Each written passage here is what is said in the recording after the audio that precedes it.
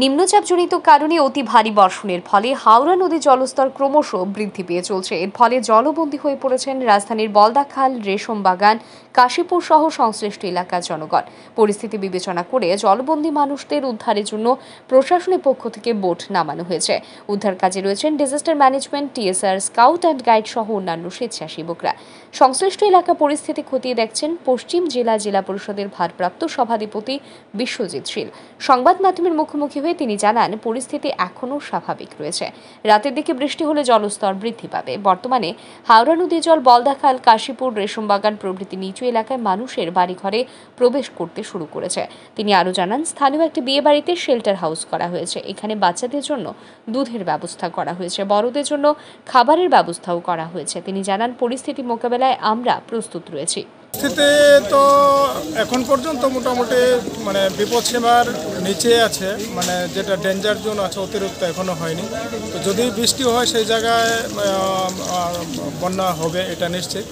তো এটা আপনারা জানেন যে আমাদের এই বলদাখাল এবং আমাদের যেটা কাশীপুর, আমাদের রেশমবাগান, এইসব অঞ্চল নিচু জায়গা, সেখানে বৃষ্টি হলে একটা বন্যার পরিস্থিতি তৈরি হয়।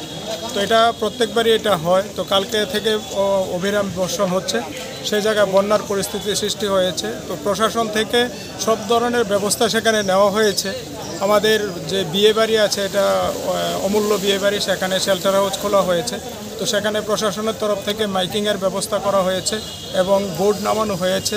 ডিজাস্টার ম্যানেজমেন্টের যারা আছে তাদেরকে নামানো হয়েছে, টিএসআর নামানো হয়েছে, আমাদের 10 ব্যাটালিয়ন নামানো হয়েছে, আমাদের এসডিএম, এডিশনাল এসডিএম এবং আমাদের ডিএম সাহেবও সকালবেলা এসে এই পরিস্থিতি খতিয়ে দেখছেন। এসডিএম এবং এডিশনাল এসডিএম কন্টিনিউ এখানে আছেন, তাদের যে টিম সেটা নিয়ে আছেন, স্কাউট গাইড আছে, তাছাড়া ভলান্টিয়ার্স আছে। আমরা সমস্ত কন্ডিশন মোকাবিলা করার জন্য, যে কোনো পরিস্থিতি হোক না কেন সেটাকে মোকাবিলা করার জন্য আমরা প্রস্তুত আছি। সবাইকে সেখানে অনুরোধ করা হচ্ছে। এদিকে জানা গেছে, শুক্রবার সন্ধ্যা পর্যন্ত হাওড়া নদীর জলস্তর বৃদ্ধি পেয়ে 10.1 মিটারে দাঁড়িয়েছে। এই পর্যায়টিকে ক্রিটিক্যাল লেভেল বলে। Danger level 10.5 metre, extreme danger level 11 metre. গত বছরের বন্যায় সংশ্লিষ্ট এলাকায় হাওড়া নদীর জলস্তর বৃদ্ধি পেয়ে 11.33 মিটারে পৌঁছেছিল। Bureau report, RE news.